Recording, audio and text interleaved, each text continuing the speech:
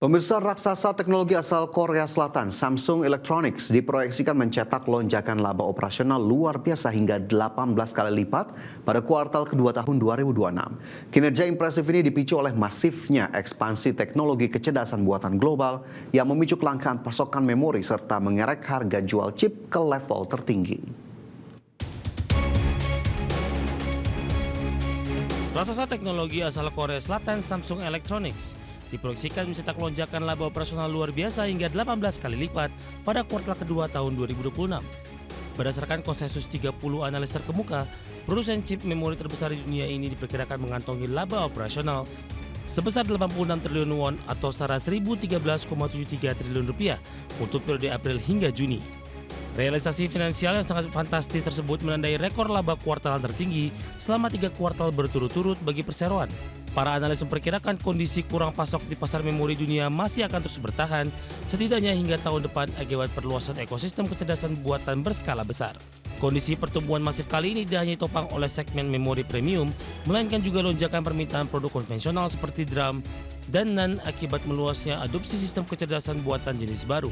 Imbas dari kelangkaan pasokan global tersebut telah mengerek rata-rata harga jual produk DRAM sebesar 44% dan komponen NAND sebesar 53% secara kuartalan. Kenaikan harga chip ini membawa valuasi pasar 3 penguasa memori dunia, yakni Samsung SK Hynix dan Micron Teknologi Kompak menembus angka 1 triliun dolar Amerika Serikat. Di sisi lain, bisnis ponsel pintar Samsung justru mulai menghadapi tekanan margin karena mahalnya harga komponen internal yang mulai menggerus keuntungan meski harga jual gawai ke konsumen telah dinaikkan.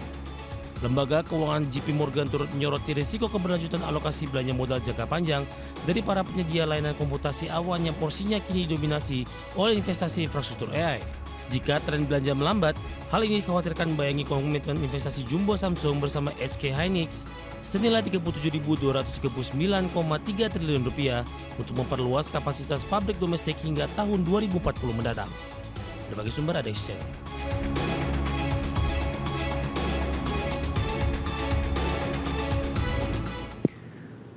Raksasa produsen chip memori asal Korea Selatan SK Hynix resmi meluncurkan aksi korporasi jumbo berupa pencatatan saham ganda atau dual listing di bursa Nasdaq Amerika Serikat.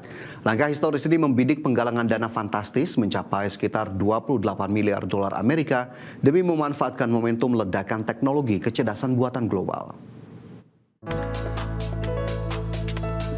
Raksasa produsen chip memori asal Korea Selatan SK Hynix resmi meluncurkan aksi korporasi jumbo berupa pencatatan saham ganda atau dual listing di bursa Nasdaq Amerika Serikat.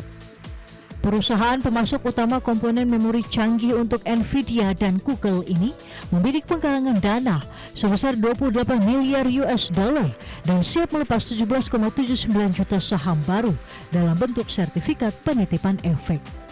Dalam mekanismenya, setiap 10 komponen sertifikat tersebut akan mewakili suatu saham biasa dari perusahaan teknologi asal negeri ginseng tersebut. Aksi korporasi global ini diprediksi kuat akan mencetak sejarah baru sebagai langkah satu penjualan saham baru terbesar di panggung pasar modal dunia. Nilai emisi jumbo milik SK Hynix ini bakal menempati peringkat kedua terbesar di dunia, tepat berada di bawah mega proyek penawaran umum perdana raksasa Dirgantara SpaceX pada bulan lalu. Capaian galangan dana fantastis ini bahkan sukses mengalahkan rekor historis penawaran saham perdana milik Saudi Aramco pada tahun 2019 serta raksasa e-commerce Alibaba Group pada tahun 2014 silam. Merespon proses penawaran ke investor global pekan ini, saham SK Hynix terpantau bergerak menguat 1% di bursa domestik dan ikut mengerek indeks acuan bursa Korea Selatan. Proses penetapan harga final untuk pencatatan di bursa New York ini ditargetkan rampung pada Kamis sebelum perdagangan resmi perdana dibuka pada akhir pekan. Seluruh perolehan dana segar dari pasar modal diproyeksikan akan digunakan untuk memperkuat struktur permodalan hulu perseroan, termasuk membangun kompleks pabrik chip baru di wilayah Chengdu. Langkah ini menjadi bagian dari mega proyek nasional Korea Selatan guna memastikan rantai pasok semikonduktor kecerdasan buatan tetap berpusat di negara tersebut. Berbagai sumber IDX Channel.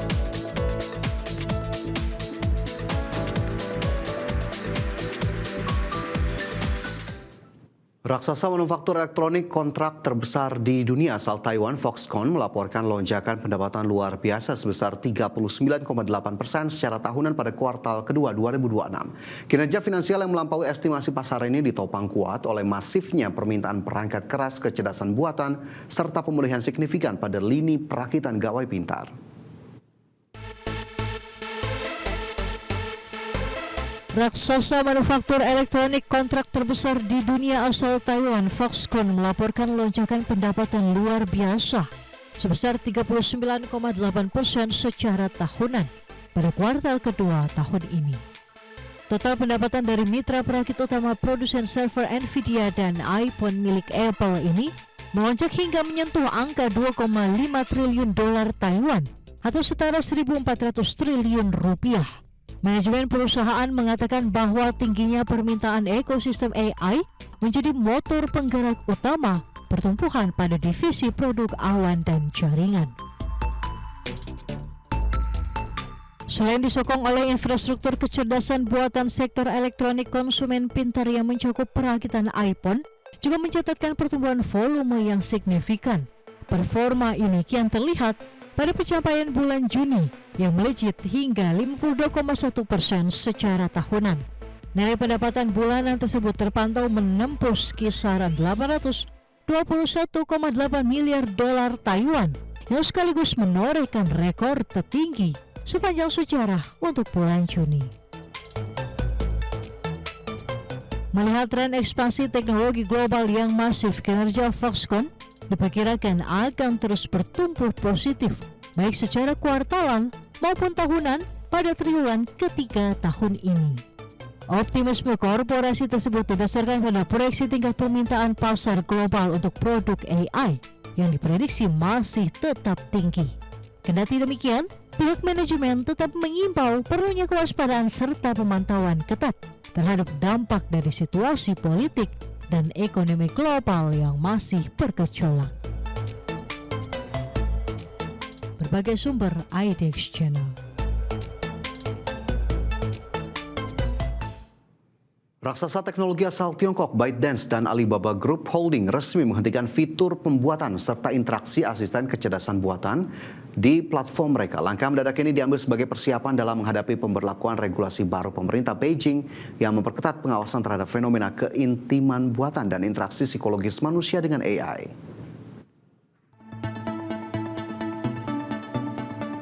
Aplikasi kecerdasan buatan terpopuler di Tiongkok, Toupao, milik ByteDance resmi menonaktifkan fitur penyesuaian persona AI mandiri mulai 15 Juli mendatang. Pengguna platform kini diarahkan untuk beralih menggunakan aplikasi pendamping terpisah yang berdiri sendiri demi mematuhi koridor hukum.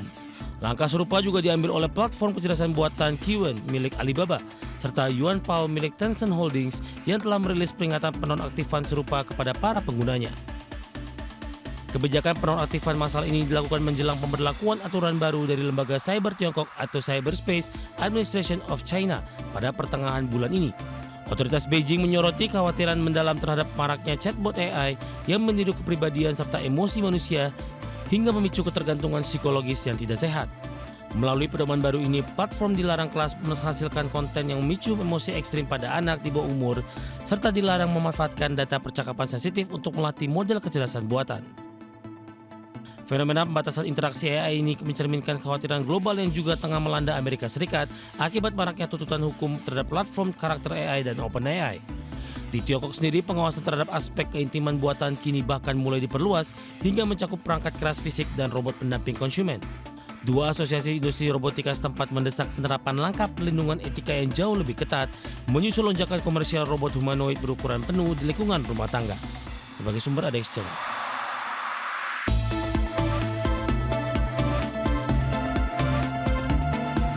Pemirsa, kerjasama bilateral antara Indonesia dan Singapura terus diperkuat. Terbaru sebanyak 26 MOU ditandatangani mulai dari kerjasama investasi di kawasan ekonomi khusus hingga pengembangan ketahanan pangan dan energi kedua negara.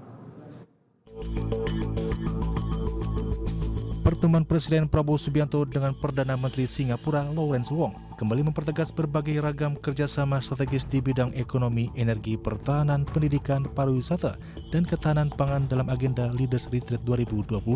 Pertemuan kedua pemimpin negara ini juga menjadi bentuk komitmen kedua pemerintah untuk memperdalam kerjasama bilateral. Sebanyak 26 kesepakatan kerjasama ditandatangani dalam Memorandum of Understanding Leaders Retreat 2026. Presiden Prabowo menegaskan hubungan bilateral Indonesia dan Singapura terus abadi dengan bentuk komitmen kerjasama kedua pemerintah yang saling menguntungkan. Kerjasama ekonomi kita tetap menjadi pilar utama dalam hubungan kita. Di semua bidang kita melihat peningkatan kerjasama. Perdagangan, konektivitas, hampir di semua sektor. Indonesia telah menunjuk BPI dan Antara untuk implementasi kerjasama perdagangan listrik lintas batas. Juga untuk kegiatan-kegiatan di bidang perdagangan dan selanjutnya. Di bidang energi, di bidang ekonomi digital, ekosistem digital, keamanan cyber, kita telah melakukan diskusi dan capaian-capaian yang cukup konkret.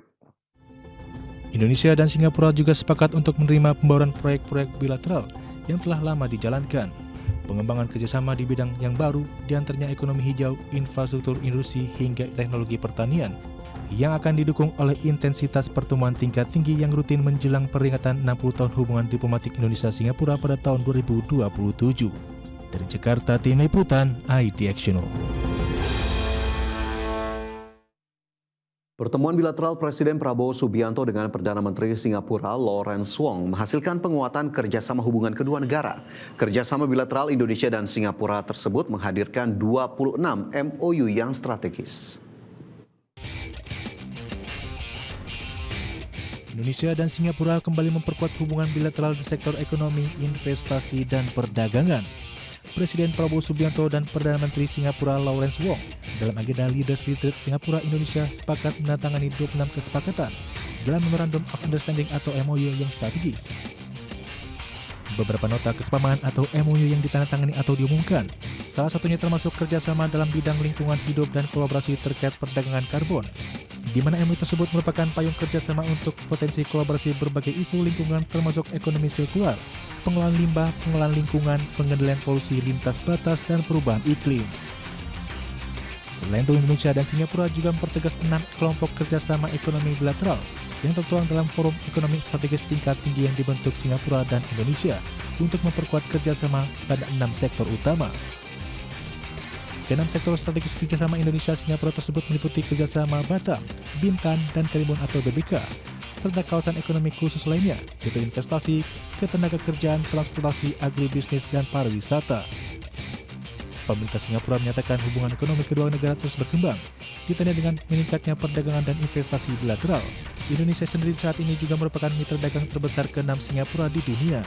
Sementara Singapura tetap menjadi sumber investasi asing langsung atau FDI terbesar bagi Indonesia sejak tahun 2014. Kerjasama kedua negara juga terus meluas ke berbagai bidang baru, seperti ekonomi digital, ekonomi hijau, infrastruktur industri, dan teknologi pertanian. Dari Jakarta, Tim Liputan, IDX Channel.